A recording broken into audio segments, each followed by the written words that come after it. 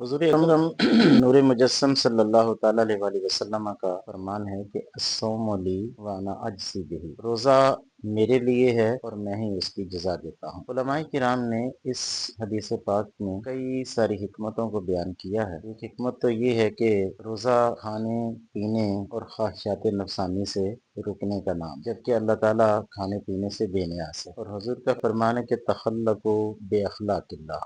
کہ اپنے آپ کو اللہ کی صفتوں میں رنگو، اپنے آپ کو اللہ کے رنگ میں رنگو، اپنے آپ کو رب کی صفتوں سے متصف کرو، تو اللہ بھی کھانے پینے سے بے نیاز ہے، اور بندہ بھی جب روزے کی حالت میں ہوتا ہے تو وہ کھانے پینے سے رکتا ہے۔ اس طرح بندے پر اللہ کی صفت کا رنگ چڑھ جاتا ہے، اور جو اللہ کی صفات میں اپنے آپ کو متصف کر لے یا اللہ کے رنگ میں اپنے آپ کو رنگ لے تو وہ اللہ تعالیٰ کے مقربین میں سے ہو جاتا ہے۔ دوسری حکمت یہ بیان کی گئی ہے کہ روزہ ایک خفیہ عبادت ہے، اور خفیہ عبادت اللہ تعالیٰ کو بڑی پسند ہے۔ اللہ پاک نے خود قرآن مجید کے اندر یہ ارشاد فرمایا کہ ادعوا ربکم تضرعا وخفیہ، کہ اپنے رب کی بندگی کرو، اپنے رب کو پکارا کرو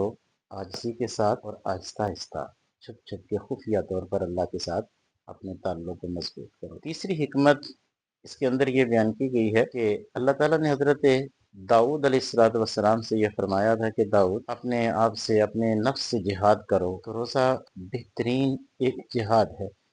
اور اللہ نے فرمایا کہ داؤد اپنے نفس سے جہاد کرو گے تو جو اپنے نفس سے جہاد کرتے ہیں میں ان لوگوں سے محبت کرتا ہوں۔ اسی طرح ایک حکمت یہ بھی بیان کی گئی ہے کہ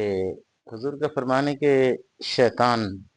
انسان کی رگوں کے اندر اس طرح دوڑتا ہے کہ جس طرح انسان کی رگوں کے اندر خون گردش کر رہا ہے، تو اللہ کے محبوب علیہ السلام کا فرمان ہے کہ فَدَيَّتُوهَ بِالصَّوْمِ، روزہ رکھ کر، روزے کے ذریعے اس شیطان کو قید کرو، اس شیطان کو گرفتار کرو۔ اسی طرح ایک حکمت یہ بیان کی گئی ہے کہ اللہ کے محبوب علیہ السلام کا فرمان ہے کہ ایک